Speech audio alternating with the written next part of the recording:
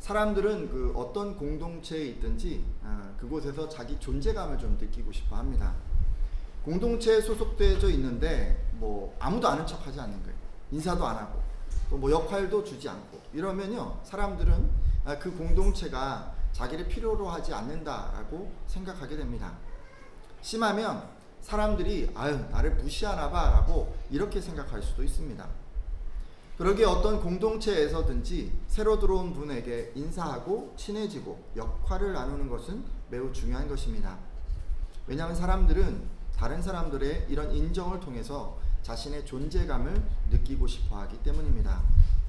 그런 의미에서 옆에 분들이랑 한번 이렇게 인사해 보시겠습니까? 성도님은 주님께서 생명 주신 소중한 분이십니다. 이렇게 주님이 생명 주신 소중한 분이십니다. 이렇게 한번 인사해 보겠습니다. 시작. 좀 너무 긴가요? 좀 짧게. 그러면 우리 교회에서 가장 소중한 분이십니다. 이렇게 한번 인사하겠습니다. 시작. 네, 좀 쑥스럽죠. 근데 사실 이렇게요, 누군가 나를 좀 알아줬으면 좋겠다라든지 나를 인정해줬으면 좋겠다 하는 이런 마음 있잖아요. 근데 이런 마음은 그 어린아이들에게 뿐만 아니라 중년, 노년의 그 나이까지 계속해서 이어지는 것 같습니다. 이런 소속감, 또 인정받는 거, 이런 거 있잖아요. 이런 거는 사람들이 살아있는 동안에는 계속되는 그런 욕구라고 생각이 됩니다. 자, 그러면요, 문제가 있죠. 사람들은요, 자기가 속한 이 공동체가 다들 있는데 그곳에서 어떻게 해야 인정을 받을 수 있을까요? 여러분은요, 어떻게 해야 소속된 공동체에서 인정받고 이 사람들로부터 존재감을 얻게 될까요? 뭐든 거기서 뭐 잘하는 능력을 가지면 다른 사람들로부터 그런 걸 갖게 되고 또 뭐 부러움 시선도 갖게 된다고 생각하십니까? 여러분이 그 공동체에서 인정받는 방법은 뭐라고 생각하십니까? 잠깐요, 그 사진 동호회 예를 좀 들어보겠습니다. 사진 동호회는 사진 찍는 분들이 이제 취미를 가진 그런 분들 다 이렇게 모여 있는 곳이죠. 자, 그러면 그 사진 동호회에서는 누가 인정을 받을까요? 사진을 잘 찍는 사람. 사진을 잘 찍는 사람. 얼굴 잘생긴 사람이 인기가 있을 수도 있고 또 매너가 좋은 사람도 인기가 있을 수 있지만, 여러분 무엇보다 사진 동호회는요, 사진을 찍는 곳이잖아요. 그러니까 사진 잘 찍는 사람이 가장 인정을 받는 그런 곳입니다. 자, 그러면요, 조기 축구에는 누가 인정을 받을까요? 그렇죠. 축구를 잘하는, 공 잘 차는 사람이 거기서 인정받는 거예요.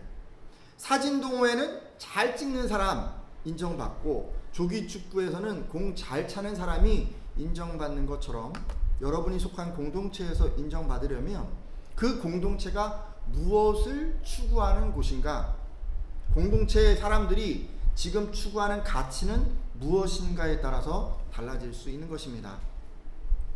여러분이 어느 곳에 속해 있든지 그곳이 무엇을 추구하는지, 그곳에 있는 사람들이 어떤 가치를 쫓고 있는지를 잘 살펴보고 여러분이 그것을 열심히 쫓아갈 때 여러분은 그 공동체 사람들로부터 인정받게 된다는 말씀입니다.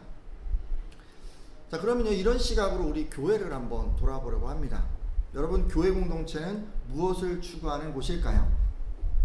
교회는 누구를 사랑하죠? 하나님을 사랑하고 이웃을 사랑하는 그런 사람들이 모인 곳이고, 무엇보다도 말씀을 따라서 선을 추구하는 그런 사람들이 모인 곳입니다. 그래서 그렇게 말씀을 따라 살아가는 그런 분들이 인정받는 그런 곳입니다.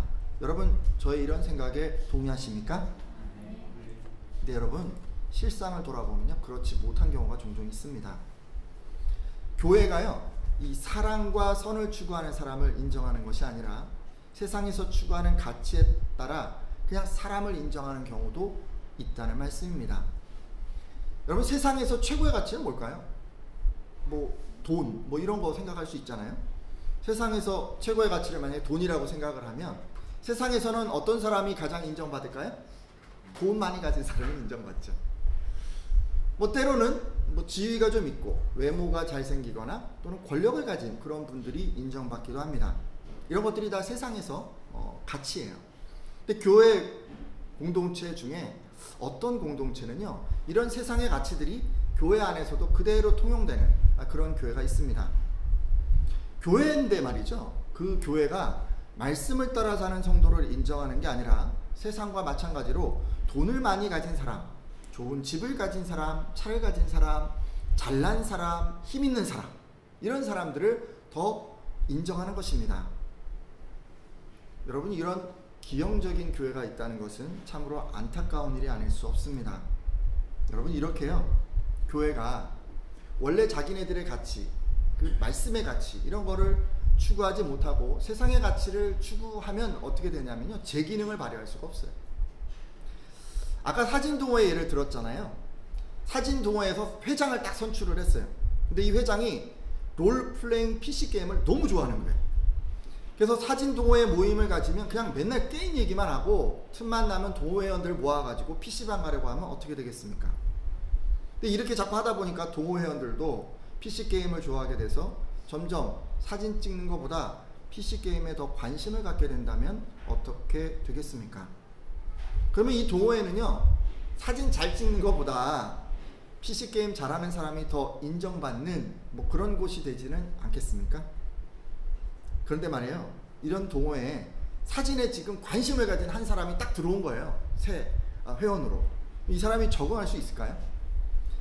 사진 동호회에 들어왔는데 이 추구하는 게 사진이 아니라 PC게임이기 때문에 그게 너무 싫으면요, 새로 들어온 이 회원은 아마 그곳에서 탈퇴할 수도 있을 것입니다. 근데 그렇게 탈퇴하지 않고 사람들이 너무 좋은 거예요. 그래서 그냥 거기 남는 경우는 어떻게 될까요? 자기도 그 사람들과 어울리기 위해서 자연스럽게 PC게임에 관심을 붙일 수밖에 없을 것입니다.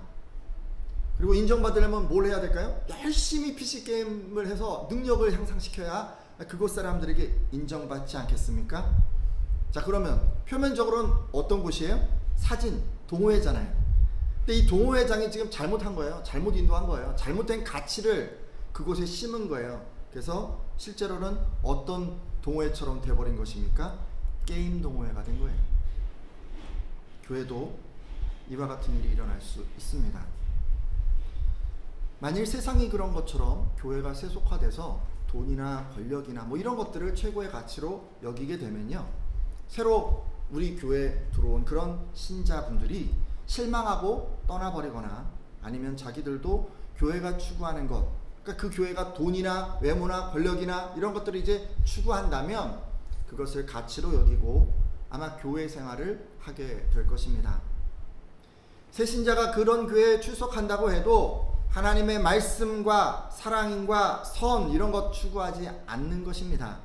그냥 예전에 세상에서 그랬던 것처럼 그냥 돈을 추구하고 권력을 추구하고 뭐 그렇게 살아가게 되는 것이죠. 그리고 이런 교회의 모습은 아직 예수를 모르는 그런 분들에게도 교회를 가야 할 어떤 뚜렷한 이유를 제시하지 못합니다. 생각해 보세요. 교회 오면요, 시간도 들여야 돼요. 재물도 들 수 있어요. 정성도 들여야 돼요. 뭔가 교회 오면 뭔가 많이 이게 투자를 해야 돼요. 근데 굳이 교회 나가야 하는 이유를 찾지 못하는 것입니다. 왜냐하면 교회 오지 않아도 세상에도 그런 게 얼마나 많이 널려 있습니까? 그렇죠? 그러니까 굳이 교회 올 이유를 찾지 못하는 것이죠. 근데 이런 일은 지금만 있는 게 아니라 바울이 사역하던 초대교회 당시에도 있었던 것 같습니다. 그 당시에도 성도들은 그 시대에 사람들이 추구하던 그런 가치를 가지고 교회 공동체 안에서 생활했습니다. 교회 공동체 안에도 돈 많이 가진 사람을 인정하고 잘생긴 사람을 인정하고 권력을 가진 사람을 인정했습니다. 이렇게 정작 인정받아야 할 사람은 인정받지 못하고 세상적 가치를 따라 사는 사람들이 인정받았던 것입니다. 바울 사도는 이런 모습을 보면서 마음이 편치 않았던 것 같습니다. 그래서 바울 사도가요, 교회에서 인정해야 할 사람으로 한 사람을 딱 지목을 합니다. 그 사람의 이름은 에바브로디도였습니다. 이 바울 사도가 빌립보서 2장 29절 말씀을 통해서 이런 말씀을 하는데요. 이러므로 너희가 주 안에서 모든 기쁨으로 그를 영접하고 또 이와 같은 자들을 존귀히 여기라 라고 그렇게 말씀하십니다. 이와 같은 자들, 그를 지금 누굴 얘기하는 거냐면 에바브로디도라는 사람을 꼭 집어서 얘기하고 있는 거예요. 지금 바울은 에바브로디도라는 사람을 함께 하고 있었는데 이제 빌립보 교회로 다시 돌려보내려고 합니다. 근데 그렇게 돌려보낼 때 그를 반가이 맞이할 뿐만 아니라 그를 존귀하게 여겨달라고 부탁하고 있습니다. 아니 그렇다면 도대체 이 에바브로디도는 어떤 사람이었기에 바울 사도로부터 그를 존귀하게 여기라는 평가를 들었던 것일까요?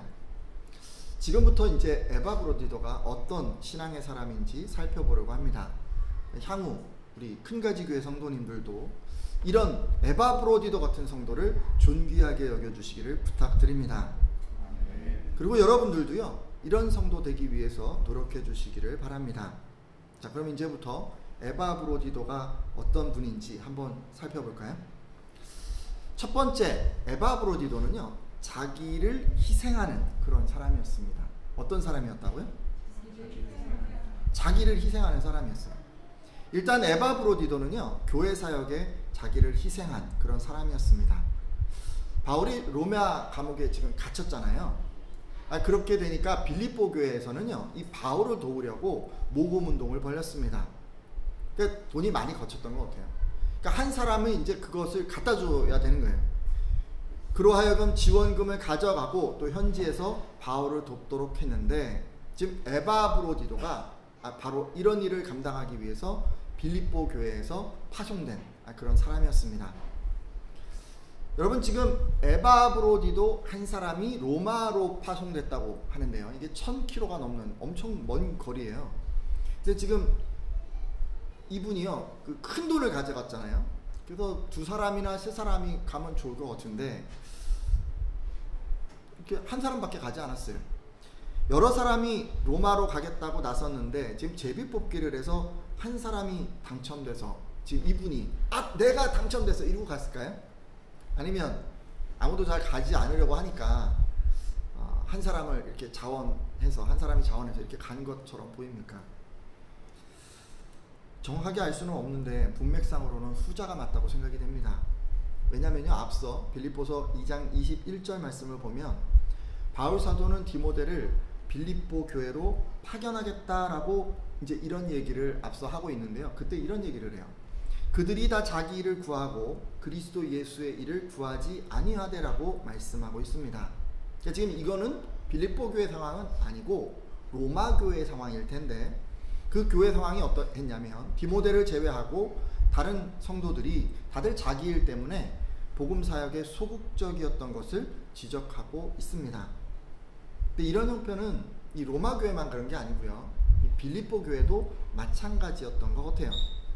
빌립보 교회 성도들도 다들 자기 일로 인해서 로마로 가는 이 일에 나서지 않았고, 그래서 오직 이 에바브로디도 한 사람만 자원해서 로마로 온 것으로 보입니다.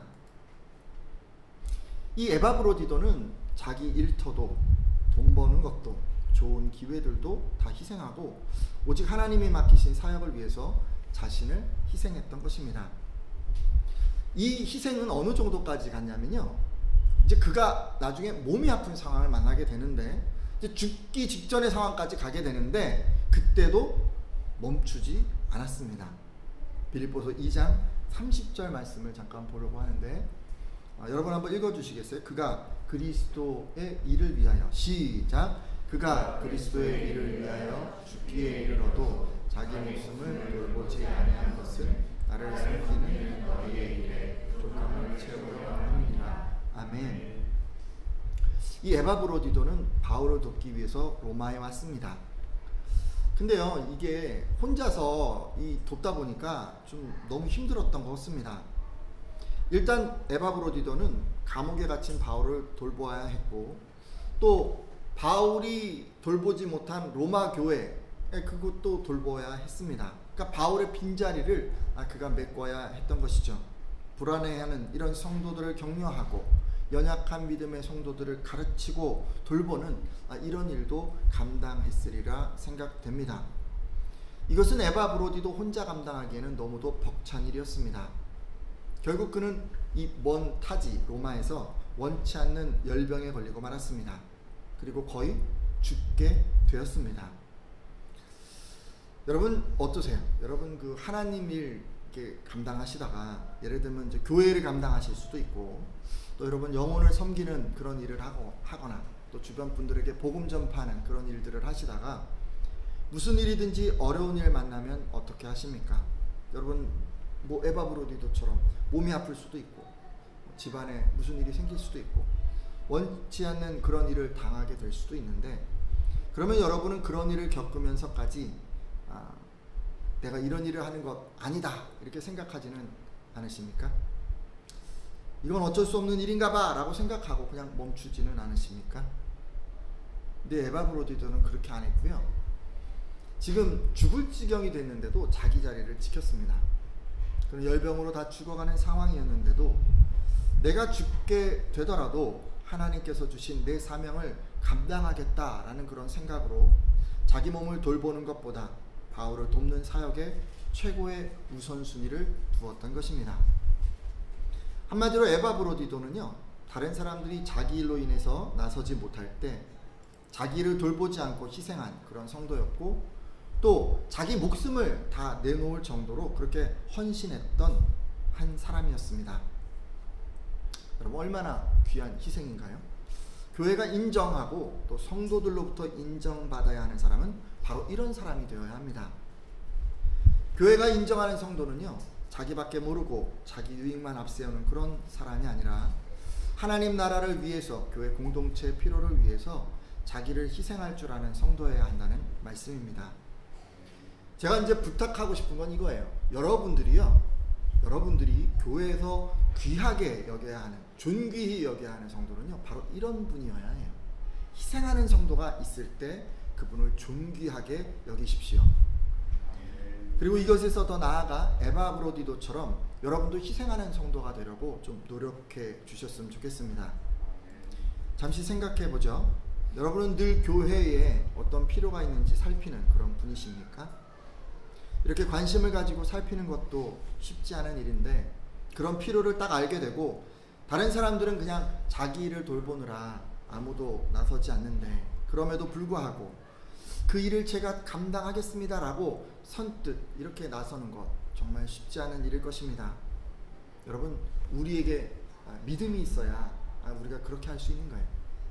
하나님께서 여러분에게 그런 믿음을 달라고 특별히 기도해 주십시오. 여러분 사명을 감당하실 때 있잖아요. 어려움을 만나면 어떻게 하십니까? 혹시 우리들의 모습은 조그마한 어려움을 만나도 이내 포기해버리는 믿음은 아닌가요? 희생을 하다가도 집안일이 생기고 건강에 문제가 생기고 천재지변을 만나고 어떤 어려움을 만나게 되면 우리들은 이건 하나님의 뜻이 아닌가 보다 라고 생각하고 쉽게 멈추어 버리진 않습니까? 하지만 여러분 하나님께서 여러분에게 주신 사명이잖아요.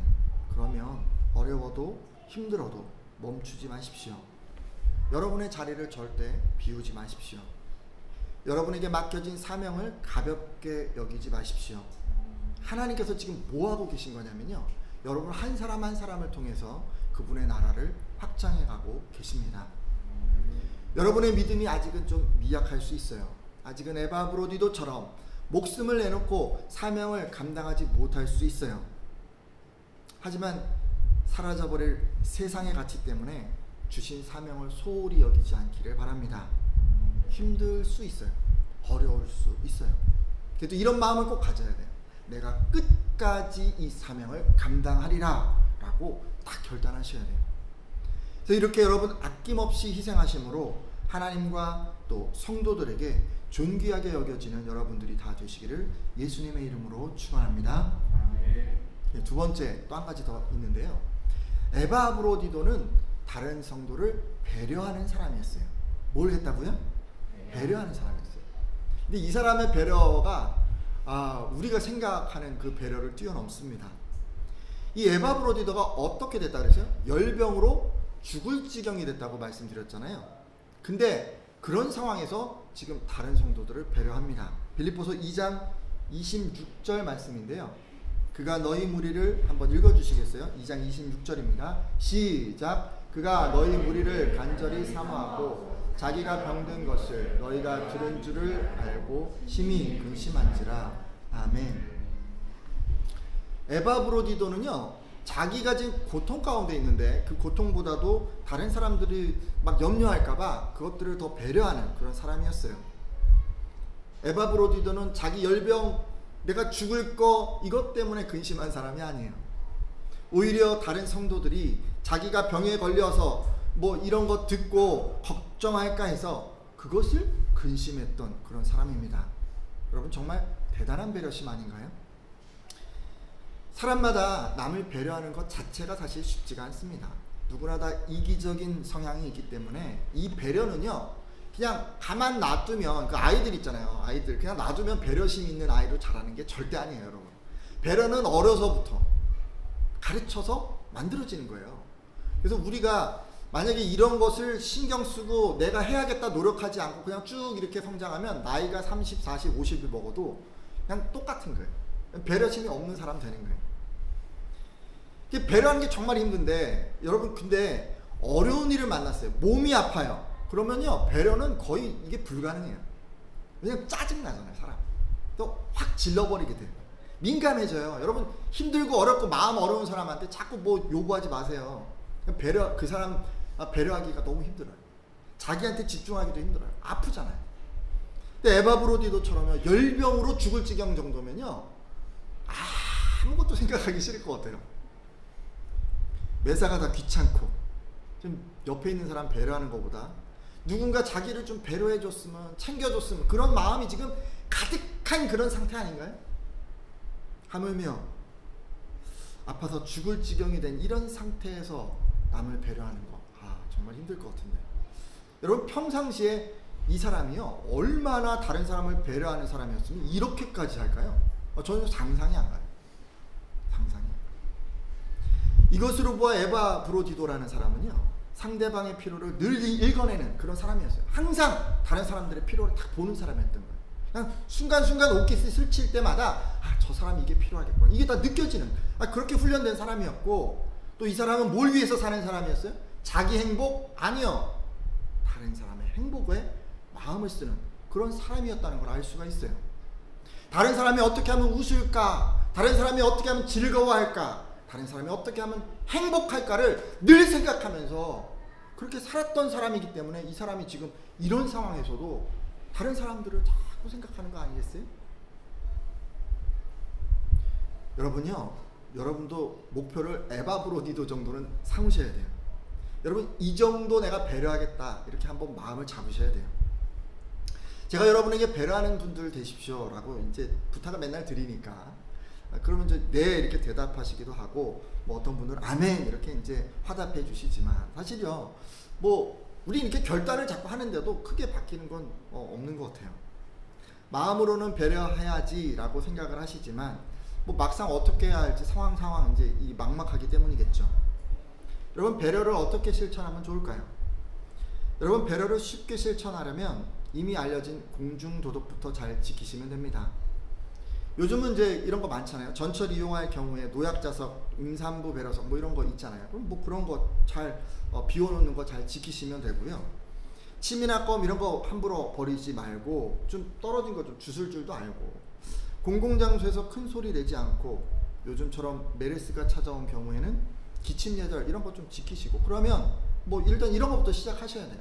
알려져 있는 것도 안 하면서 뭐 배려를 누굴 하겠다, 저는 기대하기 힘듭니다. 여러분 알려져 있는 것부터 하세요. 알려져 있는 것부터. 남을 위해 우리가 할 수 있는 건요, 공중도덕에 이미 기본적인 게 다 있어요.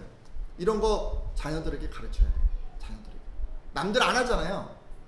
공중도덕 안 지키잖아요. 그거 똑같이 자녀들 하게 하지 말고 자녀들에게 지키도록 가르치십시오. 기본이 그거니까.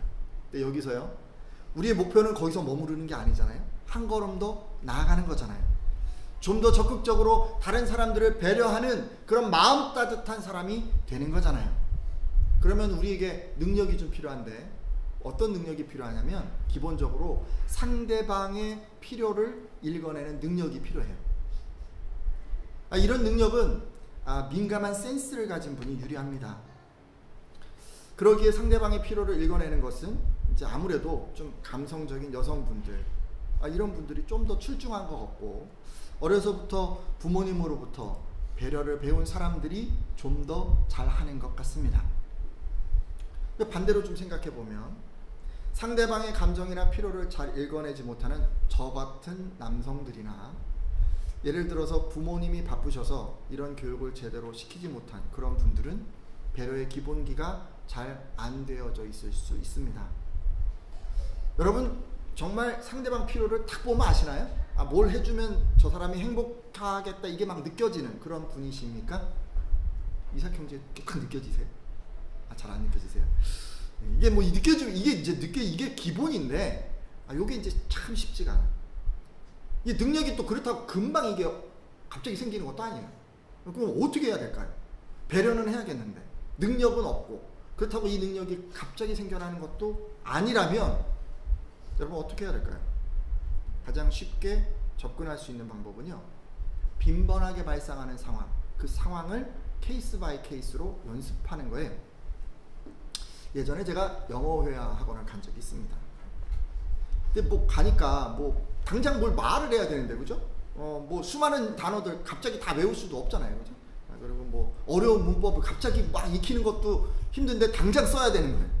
그러니까 이곳이 어떻게 가르치냐면요, 뭐 이런 거 막 엄청 많은 거 가르쳐 주지 않아요. 그냥 가장 흔하게 접하는 케이스별로 그냥 상황을 딱 설정해서 그냥 꼭 필요한 것을 연습을 시킵니다. 보통 이제 여행을 많이 가시니까 그런 경우를 설정해서 말을 익히게 하더라고요. 예를 들면 이런 거예요. 길을 물을 때 뭐라 그러죠?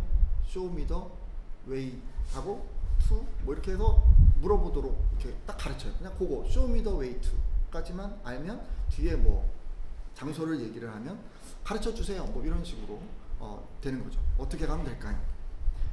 그리고 많이 쓰는 거 있잖아요. 초등학생들 자기소개할 때 뭐라고 처음에 시작하죠? Let me introduce myself. 뭐 그러면서 뭐 my name is 이러면서 이제 시작하고 뭐 이런 거 이제 다 가르치는 거예요. 근데 그게 무슨 문법인지 몰라요. 단어도 잘 몰라요. 근데 그냥 입에 막 붙이게끔 계속 가르치는 거예요. 제일 많이 쓰는 게 뭘까요? How much is it? 이게 제일 많이 써요. How much is it? 그리고 꼭 알아야 되는 게 있어요. 뭐죠? Too expensive. 요거를 꼭 가르쳐야 돼요. 그래서 이제 그거를 이제 가르쳐서 입에 계속 붙이는 거예요. 그래서 그냥 어떤 사람이든지 가서 그냥 다 할 수 있도록 익숙해질 때까지 반복해서. 저도 그냥 그때 하도 많이 해서 지금 그냥 막 다 그냥 나오잖아요. 완전히 자기 있게 되도록 연습을 시켜서 그 상황이 딱 되면 그냥 술술 나오게 그냥 하는 거예요. 여러분, 우리도요, 배려의 기본기 있잖아요. 읽어내고 막 이런 거. 여러분 이거요, 단번에 익히는 거 정말 어렵습니다. 근데 우리 당장 배려는 해야 되잖아요. 그러니까 방법이 없어요. 이런 방식으로 배려를 연습하는 수밖에 없어요. 케이스 바이 케이스별로 그 상황에서 어떻게 할까? 여러분 이제 추석 명절 되잖아요. 집안 행사 하시게 될 텐데 아무래도 이제 딸들, 며느리들 다 이런 분들 막 음식 챙기시느라 다들 힘드실 것 같아요. 여러분 어떻게 이런 분들을 배려할 수 있을까요? 생각을 해보세요. 내가 어떻게 하면 그런 분들을 배려할 수 있을까 생각을 좀 해보세요. 그걸 생각을 해야 돼요. 그리고 그걸 딱 요걸 해야지 딱 하나 생각하시고 딱 실천을 하면 되는 거예요. 예를 들면. 그래서 이제 여러분 가정에 그 시간이 되면 힘든 분이 딱 있어요. 그분을 어떻게 내가 배려할까? 뭐 손이라도 한번 딱 잡고, 아유 참 힘들지, 고마워. 요번에 음식 참 맛있었어. 이렇게 이제 인사를 하는 것도 좋을 거예요. 우리 집 며느리는 한 명밖에 없어요. 근데 이제 며느리가 임신 중이에요. 그러니까 이거 어떻게 하겠어요? 일은 많은데. 이번에 큰 누님이 나서서 내가 이제 좀 음식을 좀 마련해 줄게. 뭐 이렇게 이제 얘기를 해주셨어요. 여러분 이게 엄청난 배려인 거예요. 이런 식의 배려가 다 필요한 거죠. 이런 귀한 섬김이라고 믿습니다. 저는 이제 집안 행사할 때 제가 이제 발언권이 있으니까 예전부터 이제 하는 게 일회용을 조금 씁시다 이렇게 이제 얘기를 하는 거예요. 너무 이게 설거지가 많은 거예요. 그래서 컵이라도 일회용 씁시다. 그래서 종이컵을 좀 써보기도 하고, 물론 환경에는 안 좋은데 집안의 평화를 위해서 제가 이제 명절에는 종이컵을 막 사가지고 양쪽 집에 갑니다. 그리고 이제 뭐 어르신들은 좀 싫어하시잖아요. 제가 총대를 매야죠. 써야 된다고 이렇게 막 해서 그거를 이제 쓰기도 하고, 집안 행사가 끝나면 제가 이제 장남인데 제가 이제 딱 가서 이제 설거지를 하기도 해요. 여자분들 다 절로 가시라고 힘들었으니까 제가 설거지 한다. 허리가 휠 때도 있었어요. 너무 힘들더라고. 혼자 하니까. 근데 그렇게 해서 다 행복할 수 있으면 그러면 하는 거죠. 뭐 그거 못 하겠어요, 그죠? 이런 식으로 다른 분들이 생각해 보세요. 그때 너무 힘든 분들이 있어요. 그분들 어떻게 하면 행복하게 해줄 수 있을지, 집안의 분위기를 어떻게 하면 좀 좋게 할 수 있을지, 이런 거를 생각해서 내가 할 것들을 자꾸 이렇게 하는 거예요.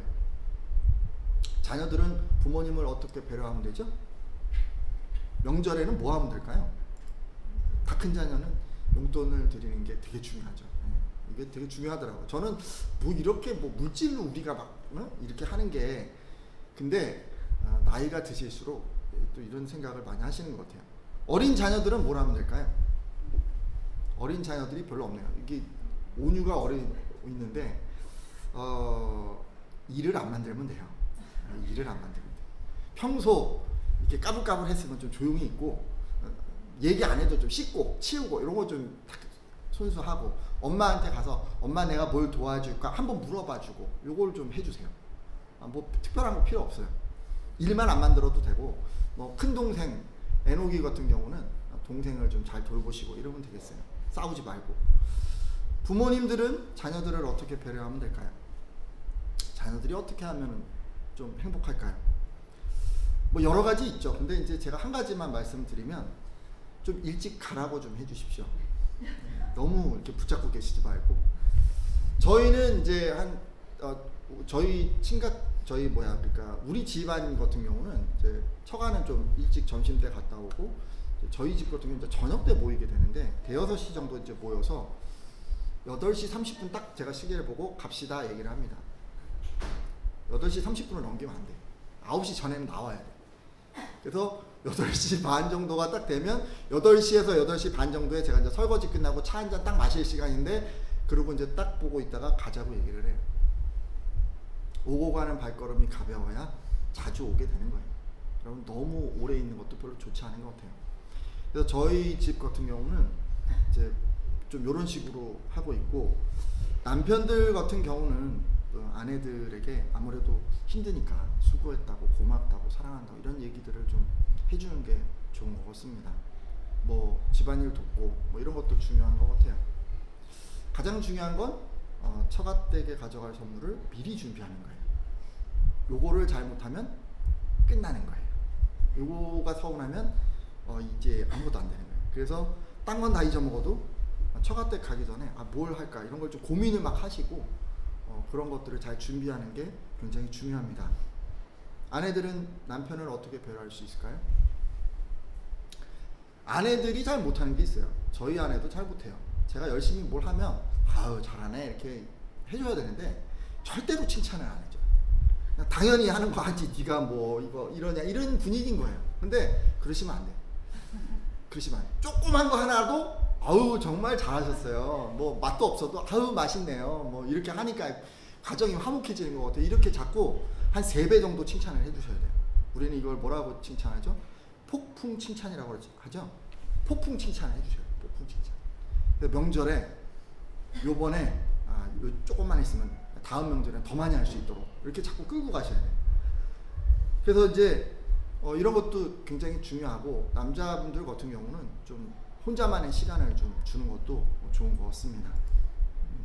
어쨌든요, 이게 되게 중요한데, 지금 우리가 이제 상황을 이제 그려볼 수가 있어요. 그리고 그 상황 가운데 불행하고 힘들고 어렵고 이런 사람들이 딱 보여요. 그 누가 힘들지 자꾸 생각해야 돼요. 그거 안 보여요, 잘 처음에는. 그래서 그분들이 힘든 거 그걸 같이 함께 하고, 그분들이 마음이 어려운 거 위로하고, 그러면서 내가 뭘 할 수 있을까를 자꾸 생각을 하셔야 돼요. 그걸 생각을 안 하면, 상황을 딱 설정해놓고 생각을 안 하면 이게 우리 안에 이게 저절로 생겨나지 않아요. 요번 추석 명절 때 좀 응용을 한번 해보셨으면 좋겠어요. 배려는. 그래서 다음에 이제 다음 주는 그렇고, 그 다음 주 이제 추석 끝나고 이제 다들 자매 모임 하실 거 아니에요. 그때 뭔가 좀 이렇게 배려가 있어서 참 행복했다 이런 얘기가 나와야 되는데, 똑같았어 뭐 이러면서 뭐 힘들었어 이러면은 안 돼요. 알겠죠? 여러분들이 좀 이것저것 많이 노력해 주셨으면 좋겠어요. 사실 민성 형제가 오늘 있었으면 제가 이 얘기도 하려고 그랬어요. 민성 형제가 이제 배려가 잘 되나 이게 좀 궁금해서 좀 이런저런 얘기도 좀 하려고 했는데 민성 형제가 없어서 오늘 그 얘기는 생략하도록 하겠습니다. 어쨌든 여러분, 에바브로디도를 통해서 교회가 존귀하게 여겨야 하는 성도는 어떤 성도인지 우리가 두 가지 기준을 한번 생각해 봤습니다. 존귀하게 여겨야 하는 그런 성도는 첫 번째, 희생하는 성도였습니다. 자기를 돌보기보다 하나님 일을 더 돌보는 그런 사람. 둘째는 배려하는 성도였어요. 이건 이제 하나님에 대한 게 아니라 사람에 대한 건데, 자기 필요보다 다른 사람 필요를 생각하고 채워주는 그런 성도입니다. 큰가지교회 성도님들은요, 세상 가치들 있잖아요. 돈, 명예, 권력 뭐 이런 거 가진 분들 귀히 여기는 그런 것이 아니라 사명을 위해 자기를 희생하고 남을 배려하는 성도를 가장 존귀하게 여겨주시기를 부탁드립니다. 그리고 여러분도 하나님을 위해 자기를 희생하고 또 남을 배려하는 그런 분들 되시기를 부탁드립니다. 그래서 여러분, 마지막 날에 여러분 예수님 만나시게 될 때 잘했다 충성된 종아라는 칭찬을 받는 여러분들 다 되시기를 예수님의 이름으로 축원합니다. 잠깐 기도하실 때 우리 안에 어떻게 하면 희생하고 또 배려하는 그런 가치가 세워질 수 있을까 생각하시면서 잠깐 함께 기도하도록 하겠습니다.